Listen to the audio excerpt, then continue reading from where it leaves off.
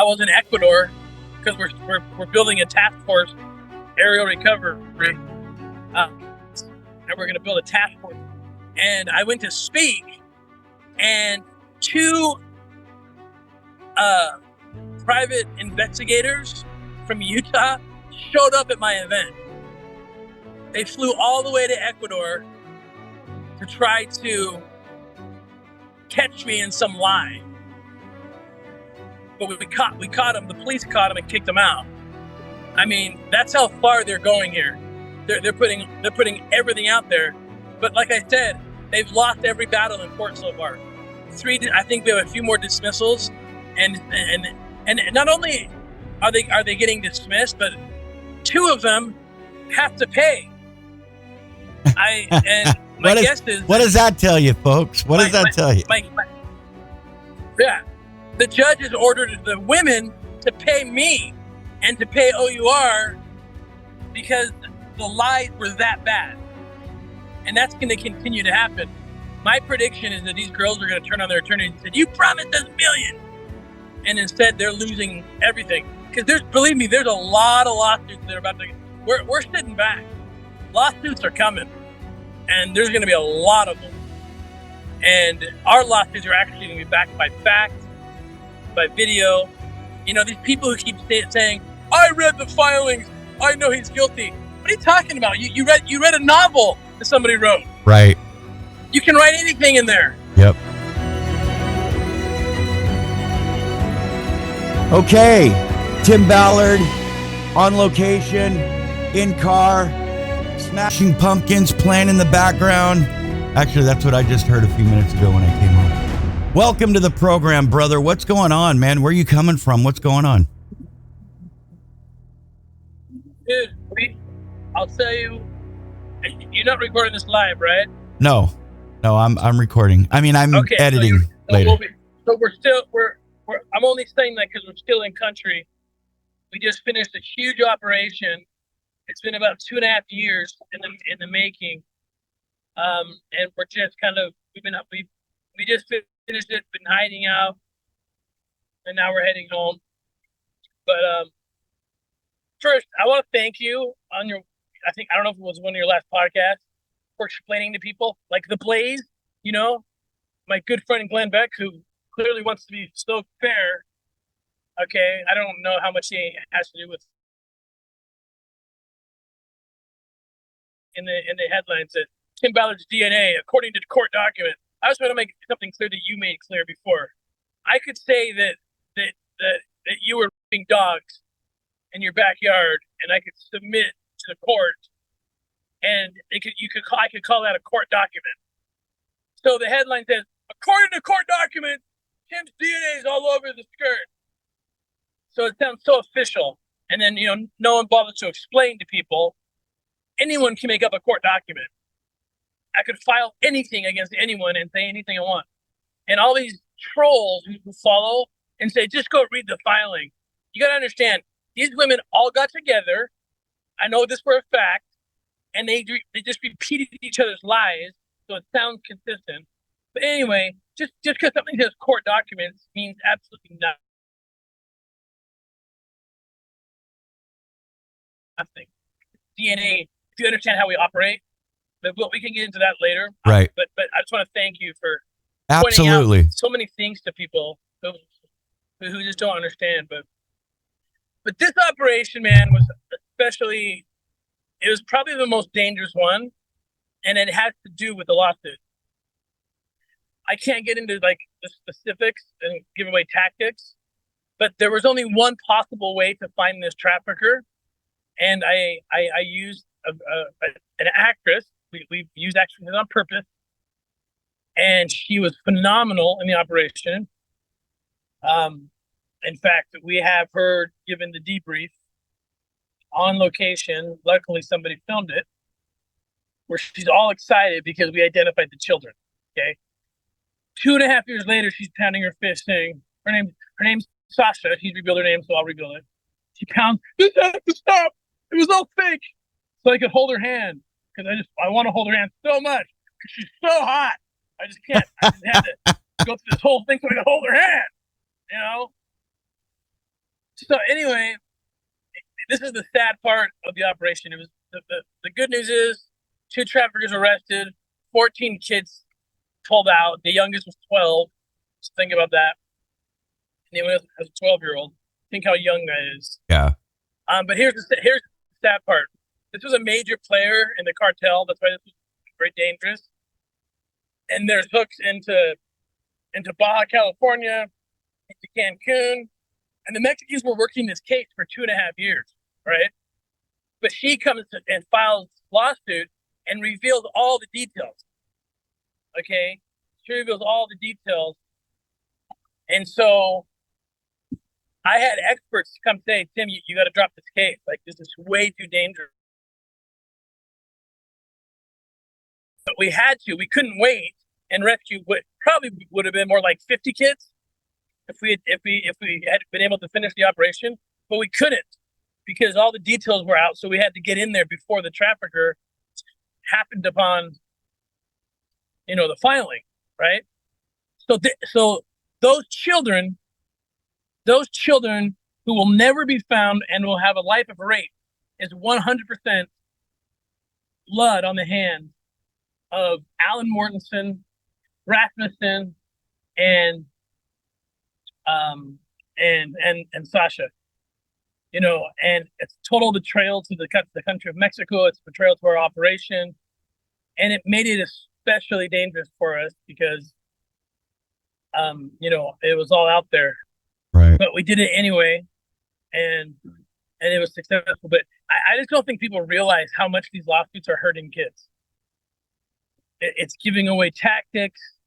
It's shut down the whole adoption process. 26 kids will never be adopted because we had to use that lawsuit money, that would have adopted kids to fight these legal battles. We're in the millions of dollars now. Okay, and so again, if you guys want to help to the defense fund, please do. The family. He's talking about the Family Ballard Defense Fund. That doesn't go to Tim and Catherine. That goes directly to their attorneys to help with legal fees. And you can find that. I'll stick that at the end of this. But I got one operator. You can have the blur space. Yeah, that's fine. He was here. He was here the whole time. I'm not going to say his name. I'll call him Pedro. No, I'll even change his voice. I'll even change his voice. Huh? I'll blur his face and change his voice. All right. So how do you feel, Pedro, about the fact that this woman, for money, and she doesn't even allege anything more than that I held her hand and my hand on her leg. I probably did because we're driving around in taxis that are owned by the cartel. Like, you're in roll the whole time, right? So for holding her hand in Mexico, she deserves millions of dollars apparently. But all these kids will not be rescued. How do you feel about that? Yeah, to be quite frank, if I just had to say one thing, there's a special place in hell for women. They have, and they're doing this knowingly. They have impeded the rescue of dozens and dozens. I could even go as far to say hundreds over the past year of kids. I mean, operations have completely halted on many fronts. Operations I was part of, I worked a lot in Central and South America, and a lot of funding was diverted, as Tim was saying, to legal battles. A lot of attention was diverted where we had ongoing cases where the actual bad guys, the actual traffickers, found out that not necessarily whose faces they were, but that there was undercover operators working those cases. So they changed their tactics. They moved the children to other places, to other cartels, and those children will never be found. So quite frankly, like I said, there's a special rotten place for these women, and it's very offensive to God's work. It's offensive to the operators that have gone out for the past, over a decade now, since Tim started his first foundation, and all the hard work and all the sacrifices that we've had to make being away from families and being in danger, all so that these women can, make a few dollars at the end of the day. Yeah. And I want to reiterate this: the statement that came out by a representative of the church saying that I used Elder Ballard's name to convince these women. First of all, we were cutting them. They were dying to get on operations. One of them, I mean, there's so much I want to say, but like, we're saving it for court. But like, Yeah. imagine you were raped, and then the next day you text to the guy, say, "Hey, how are you? When am I going to see you again?" And then the next day after that, calls the recruiter for the team, who's my right-hand man, who's here with us, and says, "Hey, when are you going to train me? I got to get this done and that done." That's like someone who just got raped. No. Reporting it 2 years later. Okay, I'm telling you, there will be a day in this life or the next where they get to see all the kids whose suffering is immense. One in particular who's hiding behind an acronym because she knows that her and I went in, and I can talk about this one because look, we got this trafficker locked up. But I mean, there is no way, and she'd be on the stand. She couldn't lie that much. I don't think she couldn't. She'd have to admit it because too many people were there. The only way we infiltrated was together. You know, the whole point of this is, funny enough, is to not engage in sex. If I wanted sex, Troy, guess what? I wouldn't hire any contractor. I would just go down and have as much sex as I want with these beautiful prostitutes. Yeah. And get my intel. You don't need to go to you mean you don't need to go to South America with 20 people to flirt with somebody, right? Right. The whole point is to not engage in sexual activity. But hey, people ask the question: how many people would lick a toilet bowl for $1,000? And probably more people than you'd want to admit would do that. But well, every time I think about the 14 that we just rescued, I just know there's probably 50 more that would have been rescued had Sasha not come out, banging her fist all dramatically. This has to stop. What has to stop? The only thing that stopped was rescuing children. So I don't know how you live with that, even if you end up winning millions of dollars. The good news is we've won every single battle in court. 3 dismissals so far. We just got a 3rd dismissal yesterday. Yeah, I heard the news. Congratulations, brother. And you know that one was about this girl, Whitehead, Suzanne Whitehead, and she was disparaging and defaming us online. She has a little foundation in Utah called I can't remember the name of it. Clearly jealous because OUR was making like 1,000 times what she was making, and so she was just trying to take us down. I sent her it was a very nice email. I said, "Look, do you want to sit down?" I never even met her. I just said, "Want to sit down and ask questions? I can explain to you. It doesn't cost $50,000 to rescue a kid. Oh yeah, it can cost up to $150. We don't just walk in and take these kids out of traffickers. We take down a whole trafficking ring. That means multiple trips. That means surveillance equipment. That means multiple contractors who are working. Most contractors would charge you about $1,000 a day. The ones we need, they do it for like $300 a day. But even that adds up, right? So to take down a trafficking ring is not, and how she explains it is because she's apparently an expert in rescuing. It only costs it should only cost a cost of one plane ticket. That's complete bullcrap. You're going up against cartels who are selling human beings. I've looked at this and it adds up, folks. It adds up. I mean, you have to have money to schmooze with for a while, even. And if that's buying dinner and drinks for people that are on the opposite end of things, alcohol for the bad guys, you're pretending to be a player. You've got airline tickets for everybody going over there. You've got Airbnbs that you have to get. You've got all the red tape you have to pay for. It goes on and on, right? That's all I wanted to say. Absolutely. It's very expensive to do operations. Anywhere from $30,000 up to $120,000, depending. And it's so offensive. The one who's hiding behind the acronym. She doesn't remember this. Well, she will. I hope they all listen to this. The day or two before she sued, he sat down with a mutual friend And they said, would you do it all over again? She said, absolutely. Because we rescued kids. And she was crying. And she's like, well, why are you doing this? Well, I believe the other girls, so I just like, I have to do this. And then she makes up these stories. Like, I have strict rules. Like, sometimes we have to go into these like bad places, right? Like we say, we don't rescue kids in hospitals and schools, right? They're like in the basement of massage parlors or brothels. And so there's times when we have to go in pretending to be a couple, get the intel without having any sexual contact. And there's ways to do that because we're very creative. We have rules. Like one of the rules is you keep your clothes on. You don't get naked. Well, she comes out during one of these cases in a certain country that, and when all this comes out, people realize like these countries are offended. Their ops got shut down. She comes out with her top off, shocked the heck out of me. I'm like, what are you doing? But I can't say anything in the moment. So we go do her. We get the intel we need. I don't touch her. I don't, we have different methods we use, so you don't have to do any touching. And then she puts in the law. This is an example. And then she puts in the lawsuit.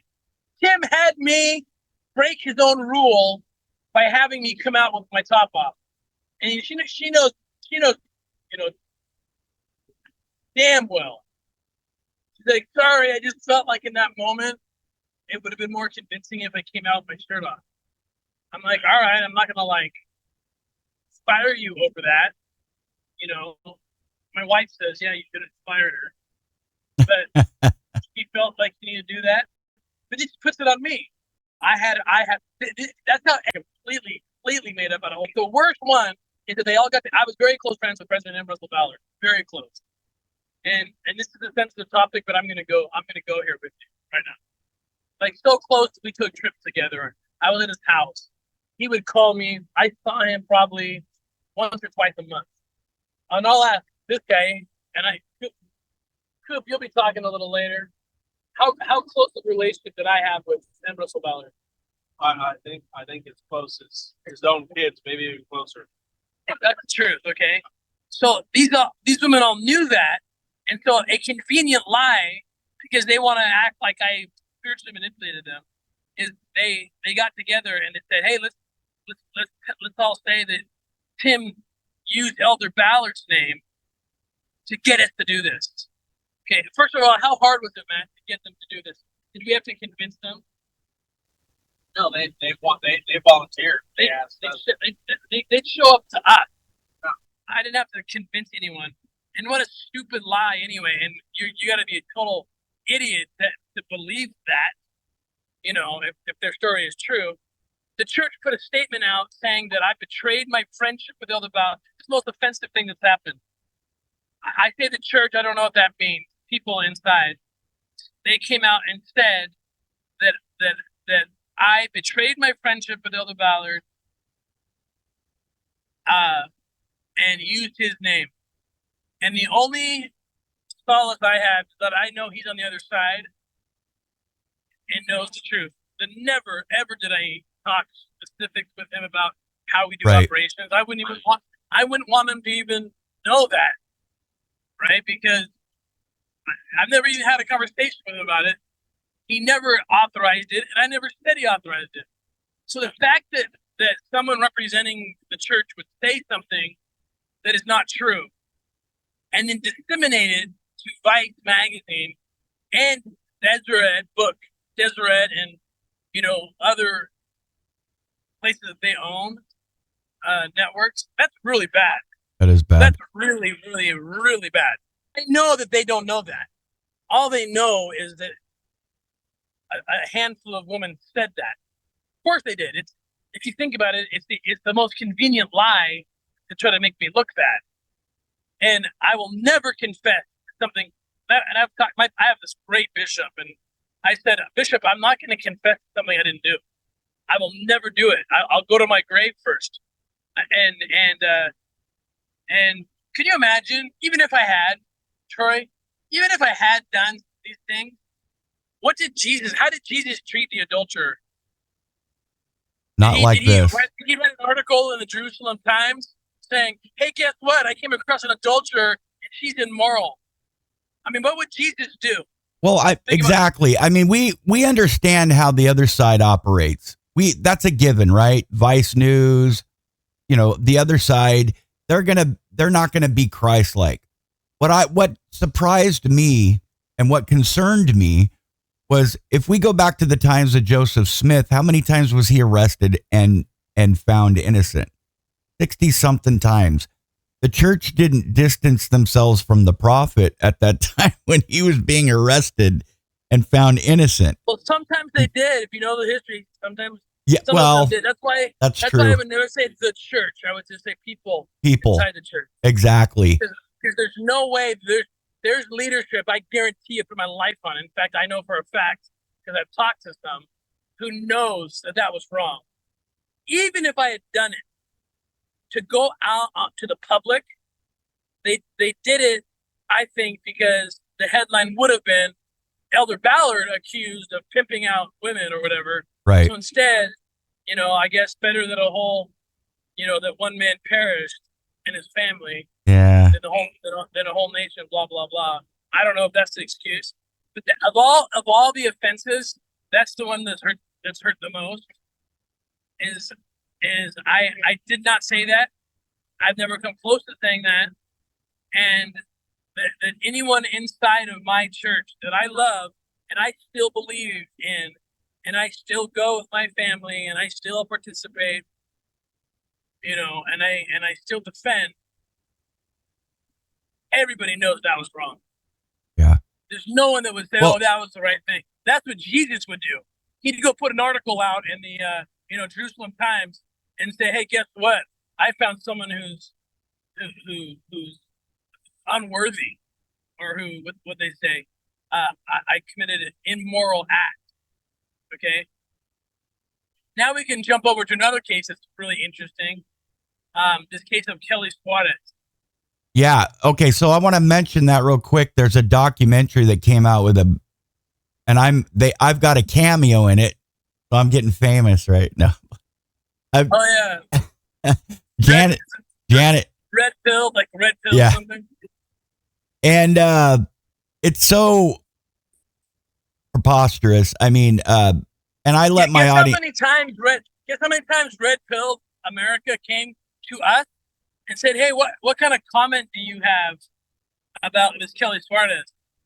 About this many times. Right. They didn't care about the truth. Just like when that statement came out, how many times was I questioned about, "Hey, these women are saying X, Y, and Z about you. What do you have to say?" Not one time was I questioned by any church authority. Right. Before that statement came out. So does that sound like someone looking for truth? No, not at all. Or does that sound like a PR move? It's very much a PR move. That statement's not going to age well, and that documentary that you're in is going to age even worse. Oh, absolutely. Because they don't know what we have. We have video documentation that we still haven't revealed. This woman sat with the traffickers, sold his kids. She argued for her percentage of the child sex hotel. The prosecutor's just laughing. The 4 other traffickers that were arrested with her are trying to plead guilty so to get less time. But Mortensen and Rasmussen got to her and said, "Hey, you're going to make millions." My prediction is at the end of this, these women are going to turn on their attorneys, because Celeste already owes me $20,000. Yeah, just know there's so much stuff that our site hasn't put out yet. Okay. For strategic reasons, but it's just crazy. So this woman, Kelly Suarez, who was selling children, I have multiple witnesses, including the Attorney General of Utah. Ironically, he was standing right there listening. We have video of him retelling the story about her selling kids. So, but Red Pill, that documentary, how come they didn't come ask for it? We would have given it to them. We've already dispersed some of the material out to some of the local Utah news, and I think they might have played a little bit of it, but not even all of it, because the more sensational story is the rise and fall of Tim Ballard is much more exciting than of course, selling children. These are real kids, and more to come on this. But I hesitate to. I'm gonna probably save it.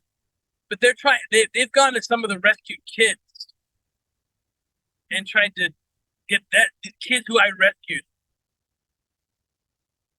And Pedro, and they won't do it. They won't do it. Pedro was one of them, and if you guys don't know, Pedro was in the movie Sound of Freedom. Well, not Pedro, but there was an actor that portrayed Pedro, and he was the little boy on the island. What did they call him? Simba. That was real, but folks, and this red pill is coming out and saying that because he said one day, he meant he had met Juarez. He had only known her for a day, right? Right, and so therefore he wasn't really trafficked. Right. And look, the whole thing is this: law enforcement is stuck in a situation that's compromising all the time. Like, I've been online. I spent 20 years doing this, right? So I'm online with a chat group of pedophiles, and one of them says, "I got 2 5-year-olds that I've been raping, and I'll sell them to you for the weekend." Now, you're law enforcement. You got to make a choice. You can say to yourself, well, does he really have 2 5-year-olds? What if he doesn't? What if he goes and kidnaps 2 5-year-olds just to appease me? So what do? You cancel the op? We can't control how they recruit these kids. We can't control how they recruit them, right? They don't give away their secrets. Right. But the point is this: I didn't solicit Kelly Suarez. She solicited me. I was along with the other traffickers who, again, I'll remind you, are pleading guilty. They're trying to plead guilty right now. Suarez is the only one who's not pleading guilty because she's been promised millions of dollars because they're going to win. Right, and she's an opportunist. She's an opportunist. An attorney went over there and said, "Wink, wink. You weren't trafficked. You're a victim, or you weren't trafficking anyone. You're a victim, right?" Right. And she's like, "Oh yeah, exactly. Let's go with that." Exactly. But what they don't know, again, is that we have more video footage than anyone wants to put out because it hurts the narrative that they're trying to peddle. But the bottom line is, this kid's life is in. We've had to move him like 3 different times because this is the cartel, and this woman came out, and she's on bond right now, right? And in Colombia, you can only serve a year and a half, even if you kill 10 babies. If you haven't had a trial, you're out on bond. That's just the law, right? So she comes out and starts revealing the name of Pedro, and then they get his address. So he's got a daughter that he adopted from a victim of trafficking, convinced her not to kill herself because he would adopt the baby, and he did. And he wouldn't. And he stood by me when he didn't have to. There's more to the story that that we're saving that will blow your mind. Big interview, folks. Big and more to come. Yeah, there's more to come on Pedro that we're waiting to release. But this poor guy is scared to death. I mean, this woman who is criminal, it's a criminal organization, right? We've had to move him around because he's scared to death for his life. But let's explain how this all happened. The Fiscalia, that's the prosecution of Colombia, asked me and my team to go sit on this beach called Playa Blanca and La Isla Barú, these islands of Cartagena. Thank the Lord that we filmed everything. So we actually film him with undercover cameras. This guy named Fuego, who appears in the film as well. He's one of the ones trying to plead guilty right now because he knows he's guilty. He walks up to me and says, "I got kids for sale as young as 11 and 12 years old. If you guys are interested."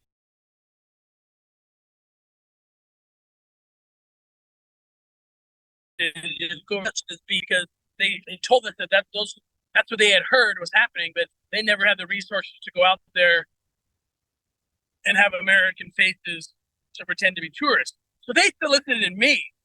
I didn't solicit them. I didn't go up to Kelly Suarez and say, "Hey, here's a suitcase full of money. will you go find kids for me? Right. They come to me, so I go back to the Colombians and say, here you go. Here's the footage. What do you want us to do? Oh my gosh. So they start working the case.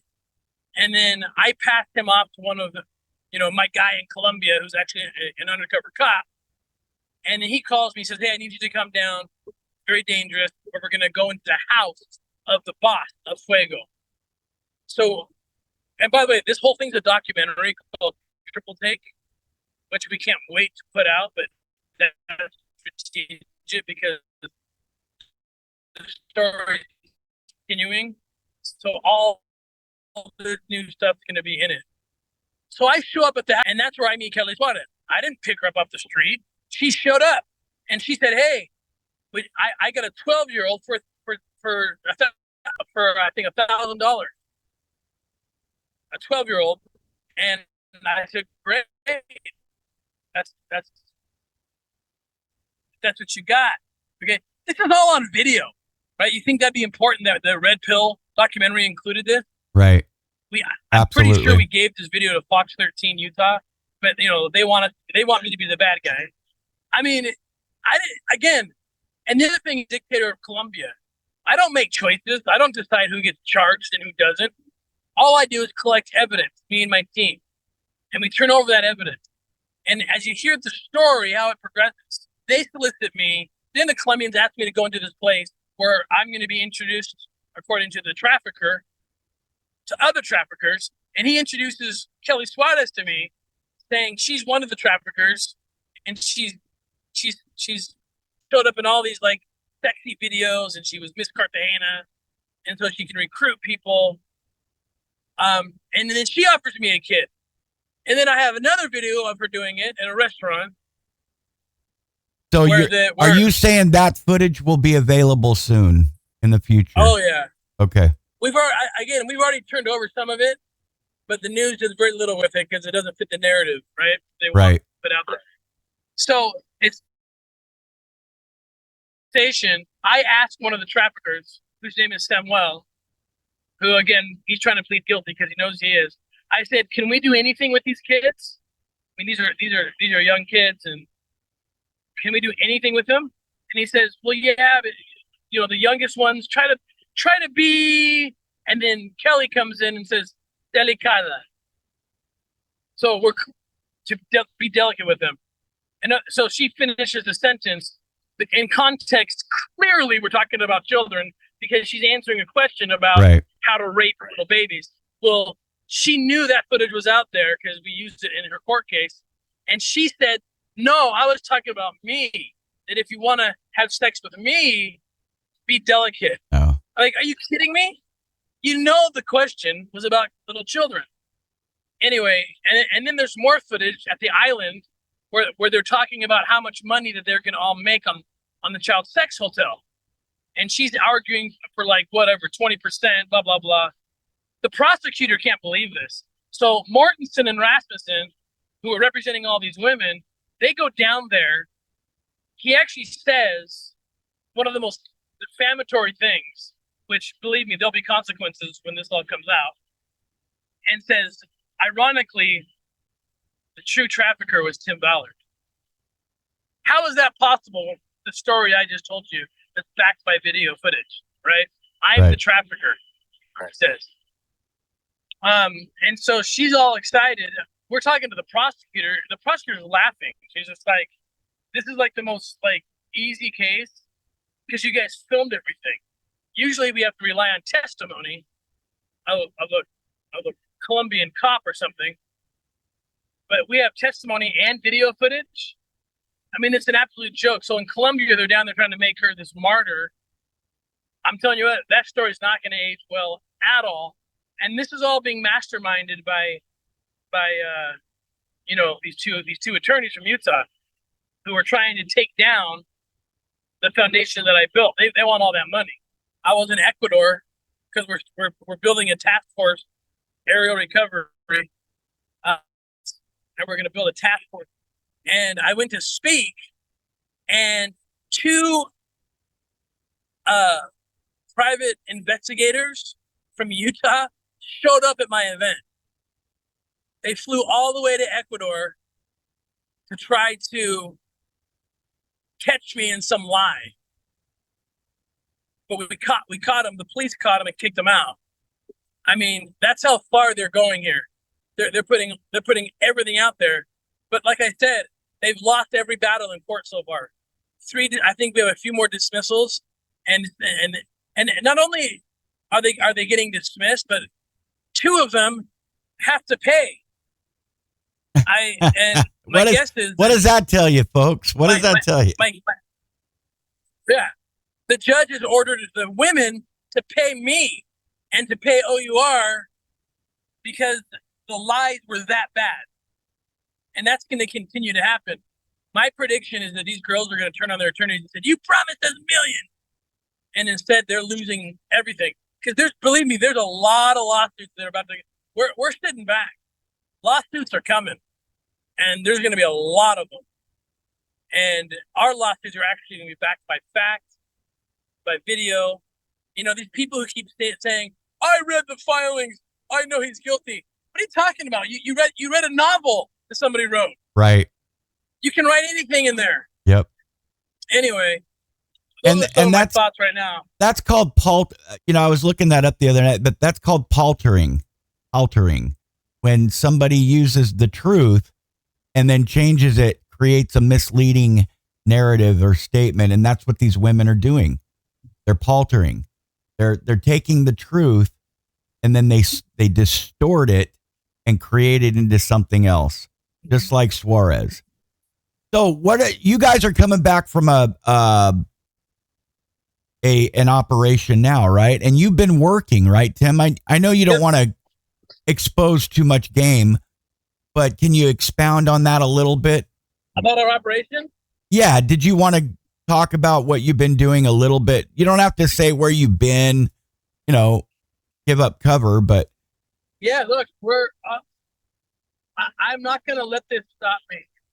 I'm about to go bankrupt. I've been smeared. I've been lied about by the good guys, and I'm not stopping. We're doing more operations now than ever before. Truly, follow me. Follow me on Instagram, Tim Ballard 89. Look at all the work we've done. In the last month alone, how many ops have we done? I think 15 or something. I haven't even been able to report on all of them. So all I can do is say, God, I don't know why this is happening, but if this is a test, it's not going to stop me. We're gonna continue rescuing kids, and I'm doing it at a rate faster than I ever have in my life. We're getting support, and it's really sick. At the end of the day, these women in Rasmussen and Mortensen will be known as at best accomplices child trafficking. But when all the truth comes out, and they're gonna have to live with that. Amen. And this is all for money. That because I know the truth, I know the evidence. It kills me. So I'm like, please, can we put this out? Please, can we put this? And my attorney's like, no. Be strategic. Wait. You've been through it with me. I told you. Are you mimicking me? But we can't. There's strategic. Hey, I want you to talk to one of my other operators here. Yeah, let's do it. He was with me. I've never ever done an operation. My wife won't let me do an operation without Matt Cooper being with me. He's also been sued. The person who accused him of sexual assault, her case was dismissed. So, and she said things that were public that were lies. I just can't wait till, the offense kicks in, which it hasn't. We're being strategic. But Matt, how do you feel about all this and these girls and these women? Take the phone. Yeah. Hi, Matt. Hey, Troy. Yeah, like I said earlier, these women volunteered. They came to us and asked to be operators and all that. I mean, if it ever gets to court, we'll come out. As Tim said, we're continuing to move forward to do the good work that we're doing. We're not going to let lawfare or the Matrix or whoever's behind this, attacking us, stop us from doing you know, Amen. what we do. I mean, we don't care. You know, my philosophy is life. No matter what I do, life ends in death. So I'm not going to let, you know, the pressures of life stop me from living and doing, you know, what I'm here on this planet to do. So, By the way, I have a question for Matt. So the woman who accused you of sexual assault, don't you have some text messages from her, like right after the assault happened? And what did she say?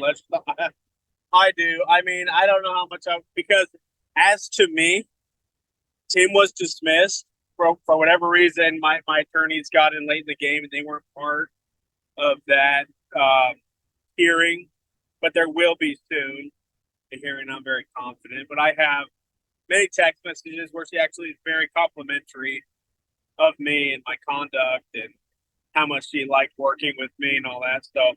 I'm not worried about it. She even texted somebody else, which she clearly doesn't remember. I won't say the name.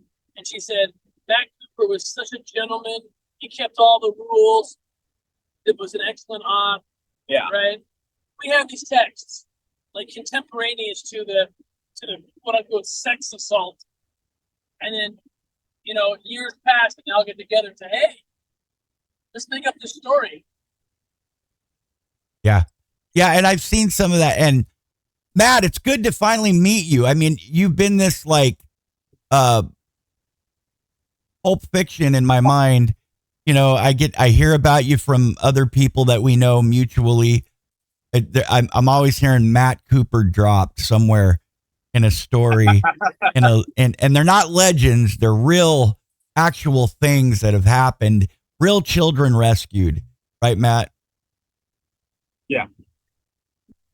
Yeah, that's kind of been my MO. I've just kind of like, you know, been in the background. I mean, I do a lot, but I've been less in the spotlight. I mean, Tim's so good at the spotlight. I just let him get it. That's right.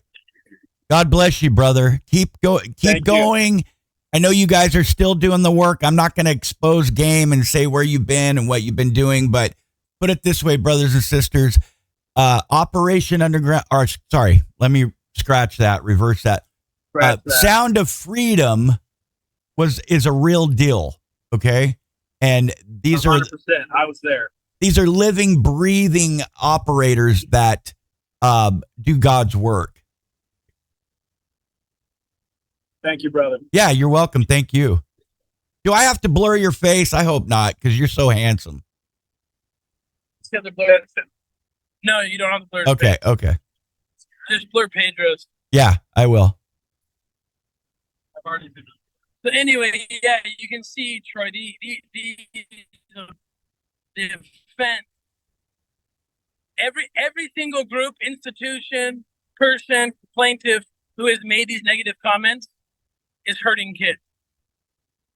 And that's the part that blows my mind. When you lie about somebody, when you say they did something they didn't do, when it comes to saving kids, less kids get rescued. You understand that? Yeah, absolutely. That blows my mind. That's what, when certain institutions or people or media come out and say things that they know they don't know, but they're going to do it anyway, and kids get hurt. I just hope that I get to be a fly on the wall on the other side, and the video gets to be played, and they get to see all the kids who were never rescued because they chose to try to protect their image, or they chose money, or they chose something else, and showed a complete lack of integrity. And they did it because that's all this is doing is hurting kids. Now, I believe in God. I believe that God has a way to. I believe in commensurate kind of blessings. You know, so this could all turn net positive, and that's my hope. You know, I've posted it. It's all over the Mexican news that we took down this trafficking ring. But I know how much bigger it was, and I know all those other kids are now gone. They'll be traded to other cartels. They'll be passed off, and that's all thanks to Sasha for revealing things and betraying not only me. The Mexicans want to put them under investigation. I've heard talks of it several times for obstructing justice, because they welcome them into the country to help us rescue their kids. and then they do this. I mean, that's obstruction of justice. Well, And- so let me ask you this. Not only will these things be dropped, and they are dropping like flies as we speak, folks, but this can also harm them legally in all these other countries. Once these countries find out that these claims are being dropped, the government might turn against them and go, look, you guys caused a lot of problems. Oh, absolutely. There was a case. The one girl who swore she wasn't going to sue, she only did it because she believed somebody else. We were tight like brother and sister. Breaks my heart. And she reveals my name. She outs me to the traffickers. This was an ongoing case. So my undercover name, Brian, she reveals in the filing that it's me. And this is cartel. I mean, these guys they could easily find my family, my kids. Right. But she's safe because she's hiding behind an acronym, and I'm not going to stoop to her level and reveal who she is. She might as well have just put a hit on you. She might as well have just put a hit on you. 100%. All of them. Sasha, this other one, Celeste. I'll name the ones who've come out. Only 3 of them actually went on ops. Only 3 of the plaintiffs. The others were cut. And we have the texts that show how they were cut. Hey, so sorry. And they just weren't very good at this or that. Only 3 of them went on ops, and all 3 of them resulted in rescues or arrests. In the case of Celeste, we were working a huge case with the U.S. federal government that had to do with trafficking of North Korean girls. Right. We have an entire podcast that we haven't aired yet where Celeste is talking about being in the undercover operation and trying to hold back her tears as she's listening to this girl from North Korea. I mean, it's crazy. It's like, that podcast is out there. We're going to put out the whole thing eventually. And we have written statements from you saying I did nothing inappropriate ever to you. It's crazy to me that that people were able to influence them. But the problem is all they're getting so far is dismissals and having to pay money. They're going to lose money at the end of this. Everybody's going to lose. At the end of this, everybody is going to lose. We've lost our ability to rescue all the kids. They aren't going to get the money. They're going to end up having to dish out money and legal fees and rulings like they already have. Again, Celeste owes me $20,000, and then this other one that just got dismissed is going to owe something as well. I mean, that she's lucky. She's lucky. It's only $20,000. That's. It should have been higher, but don't worry, I haven't begun my lawsuit yet. Right. Yeah. That's true. This woman went in and stole all my emails, which had nothing incriminating in them anyway. So I don't know what the point was, and published them. And then she admits it. She admits to doing it in a deposition. And wow, that's going to be a tough lawsuit to win. Are you kidding me? Like, it's like she's trying to say, well, I had access to your email. Well, yeah, because you were helping me. She was an operator I said, help me track my emails.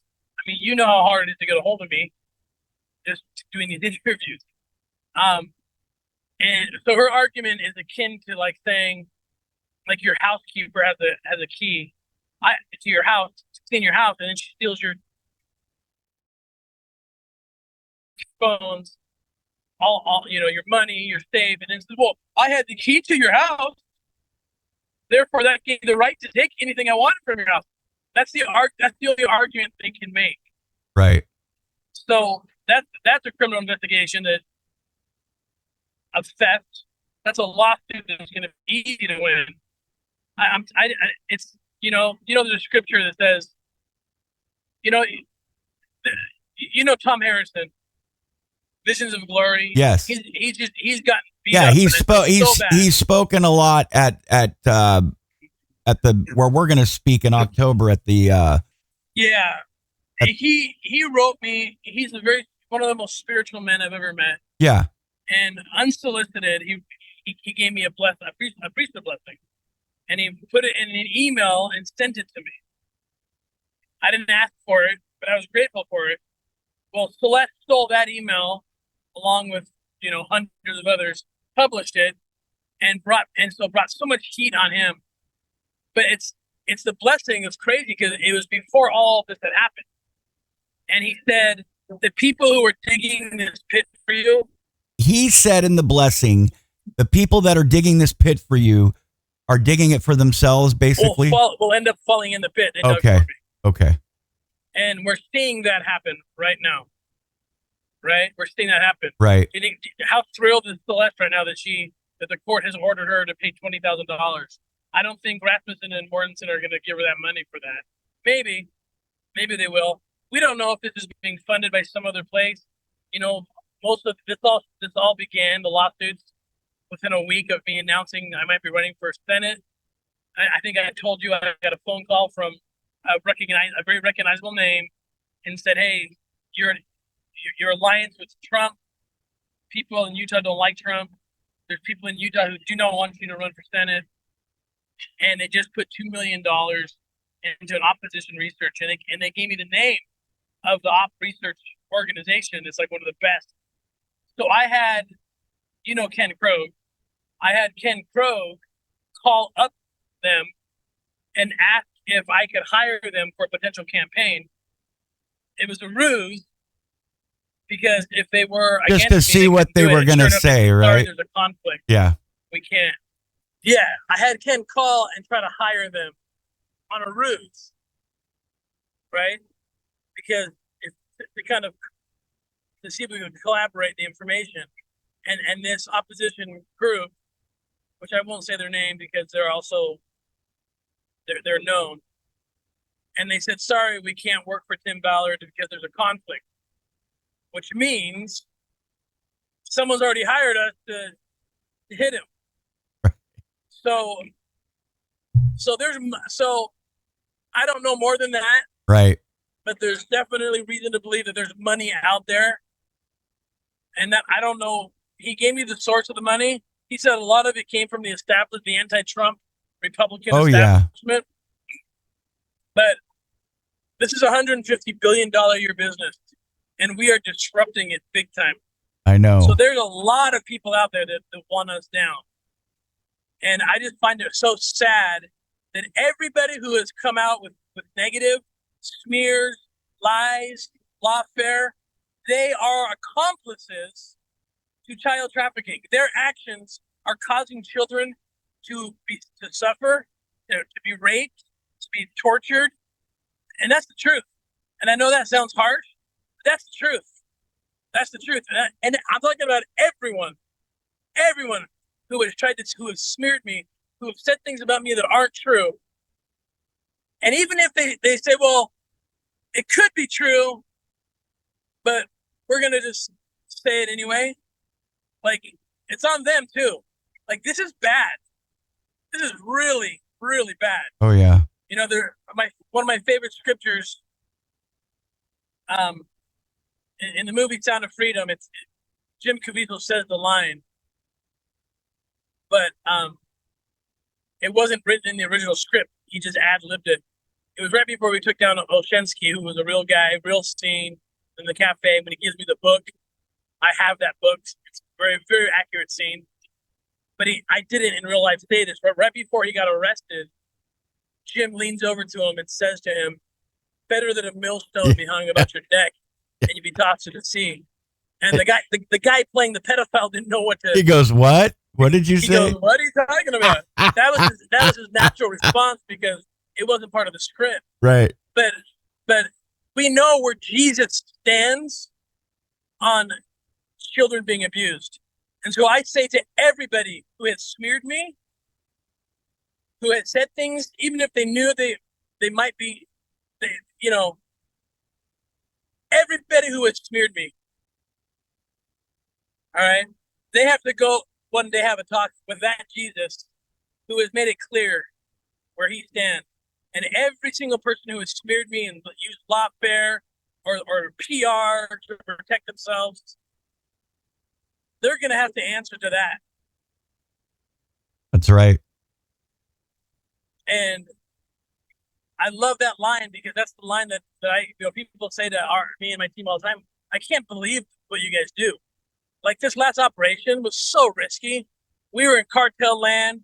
Our entire story of who we are had already been publicized by Sasha and Mortensen and Oh my gosh.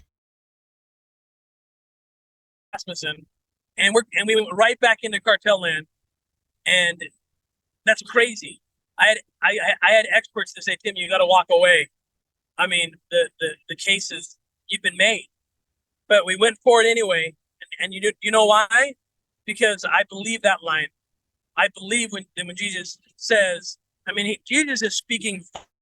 These are like mafia cement shoes, kind of very violent words to say that it's better than a millstone be hung around your neck and you toss to the bottom of the sea. This is the Prince of Peace talking, and he's speaking violence. Okay, but it's righteous. There is such a thing, obviously, as righteous violence. Righteous indignation. God himself is saying it. And so I know where he stands on those children. My team knows where he stands. And that's why in spite of all this opposition, we're willing to go in anyway. And, Amen. And we're not going to stop. If I have to give my life, we're not going to stop. I asked my wife, I said, hey, we could lose our house very easily. Like we're on the verge of bankruptcy right now. We have not had the donations that we thought we would have. I'm grateful for those who donated, but my legal bills, it's already over $1 million, and we only raised 50,000. I truly thought more people would. I know, and I hope more people will see as these cases are being dismissed that we need help.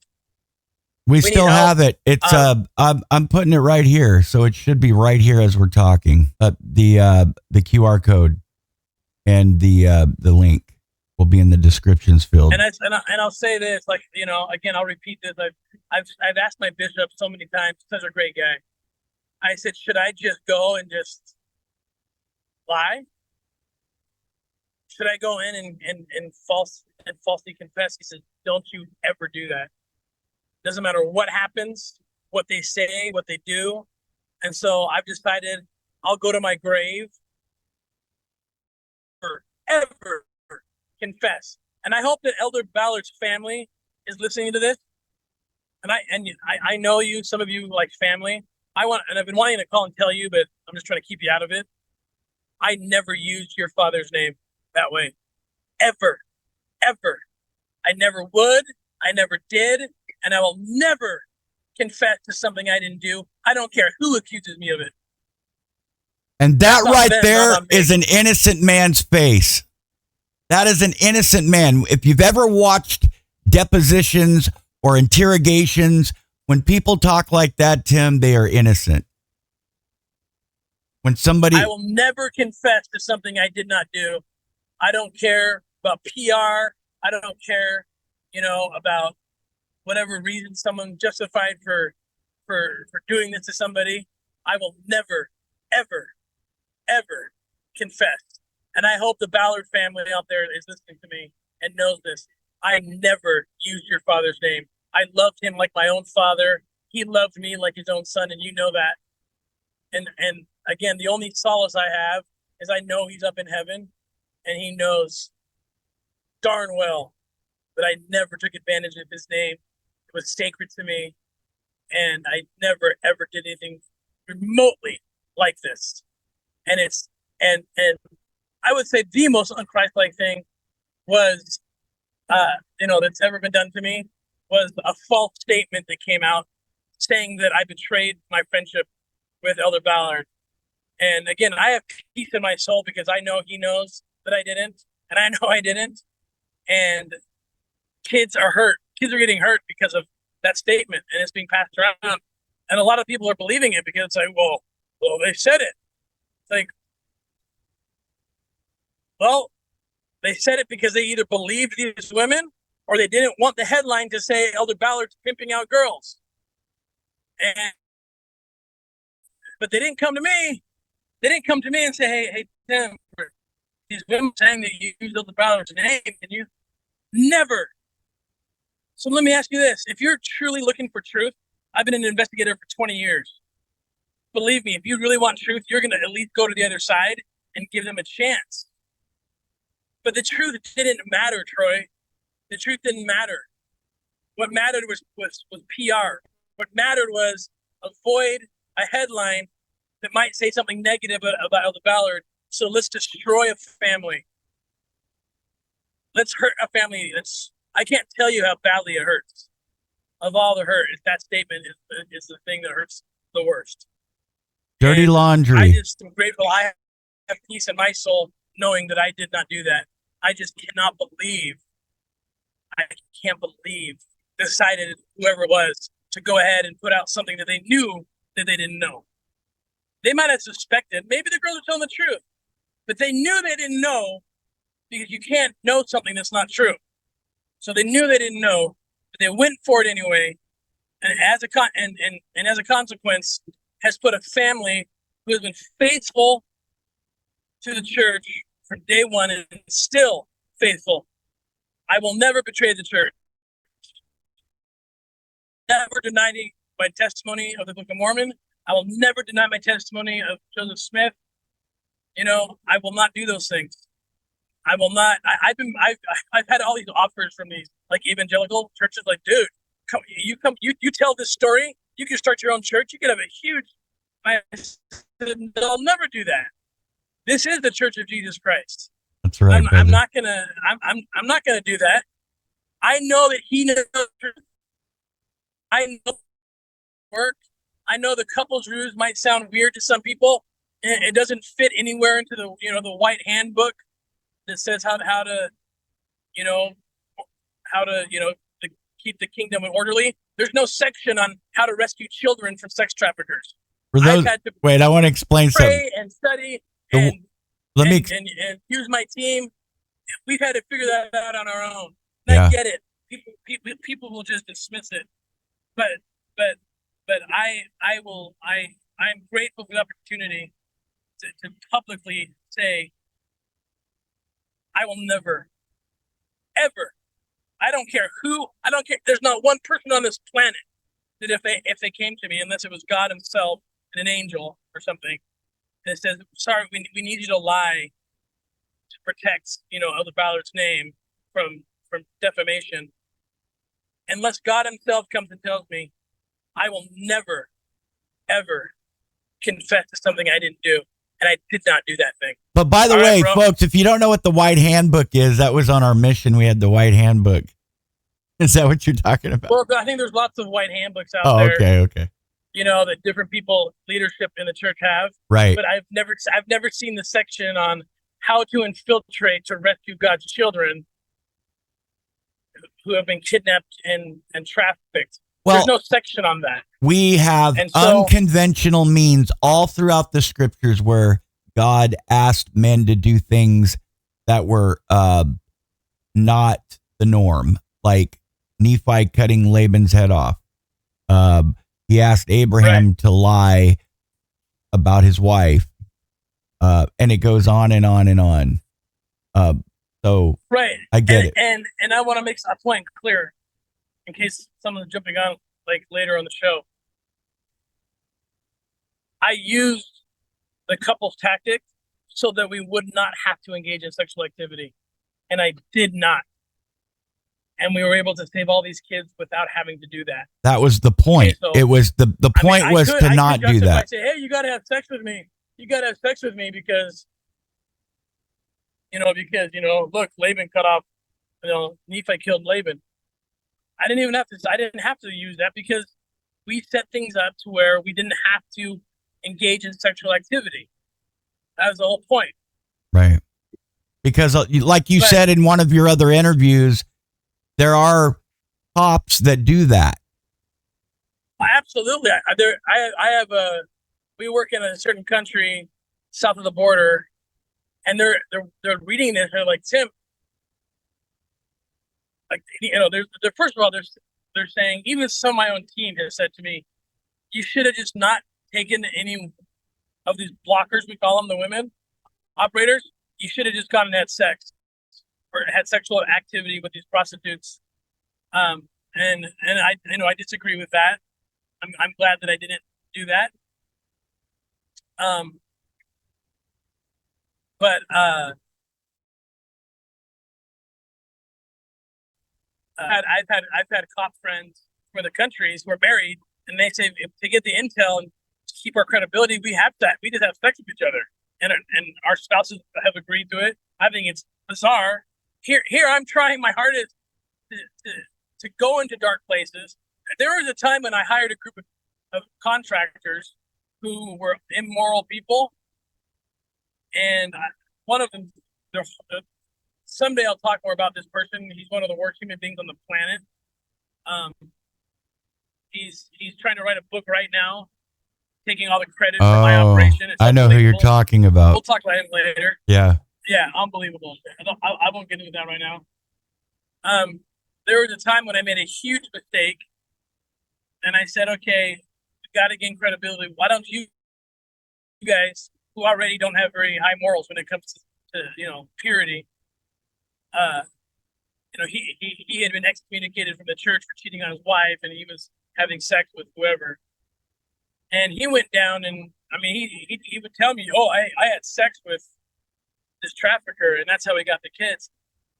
And I remember thinking, this is wrong. This is wrong. So I said, there's got to be a better way. I want righteous people in there. So I stopped working with that person, and he got all pissed at me and blah, blah, blah.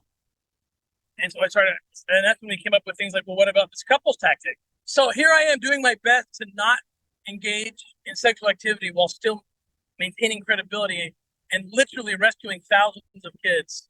And this is what I get in return. Yeah. But it's looking up. It's doing good. Things are being dropped, right?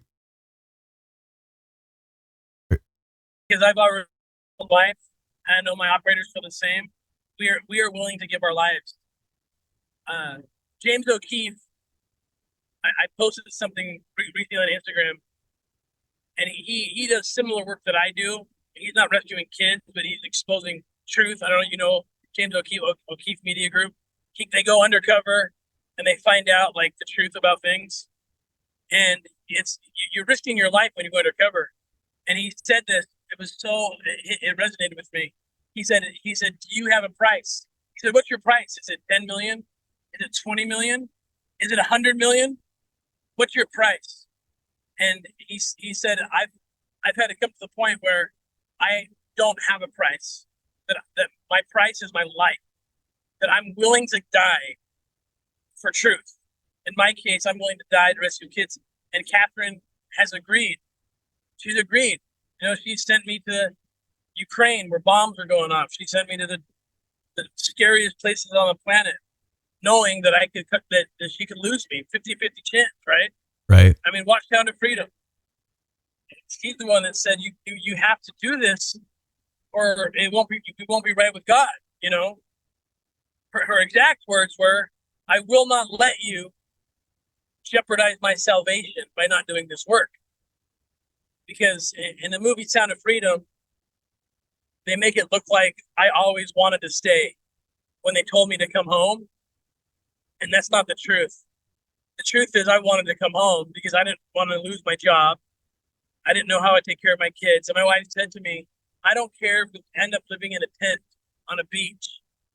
She said, if you think that if you stayed, you would rescue those kids, then I will not let you jeopardize my salvation by not doing this. And I've leaned heavily upon those words right now because I'm in the same place.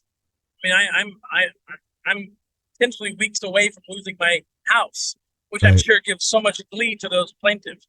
Congratulations. Yeah, human beings can do that to each other. And Catherine's saying the same thing. She's like, who cares? Who cares if we lose everything? And even if we lose our lives, even if we have to lose one of our children, someone's got to go out and get these kids who have been trafficked and kidnapped. There's millions of them. And so my commitment, I'll say it out loud on your show, and I've said to God, I will not stop. You're not going to stop me. You can try to put a bullet through my head, and that might happen too. But I'm not going to stop, and I'm not going to confess the things I didn't do. That's right.